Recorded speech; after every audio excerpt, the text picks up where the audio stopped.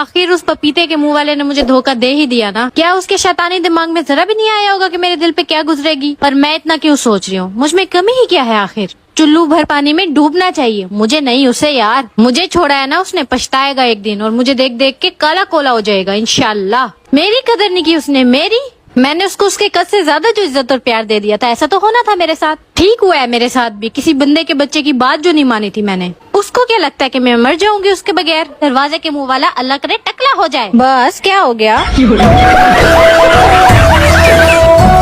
उस चूसने के मुंह वाले को लगता है कि वो मुझे आराम से धोखा दे सकता है। अब जाके उसको मुझ में बुराइयां दिखने लगी हैं। पहले तो बहुत अच्छाइयां दिखती थी। इतना टाइम वेस्ट किया मैंने उसके साथ, ऐसे थोड़ी जाने दूंगी। कहता है कि बहुत शक करती हो, अगर करती हो तो बिला वजह तो नहीं करती, पागल तो नहीं हो ना मैं। उसको पता ही नहीं है कि मेरी सिक्स सेंस उसके मामले में कुछ ज्यादा ही अच्छी है। छोड़ के दिखाए सारा मुझे, मेरे पास भी हर चीज का सबूत है। स्क्रीनशॉट्स, मैसेजेस, कैसे डिलीट करवाएगा। हाँ मैं अच्छी हूँ लेकिन इतनी भी अच्छी नहीं हूँ कि अपने बंदे को किसी और के पास जाने दूंगी। ट्राई तो करके देखे जरा।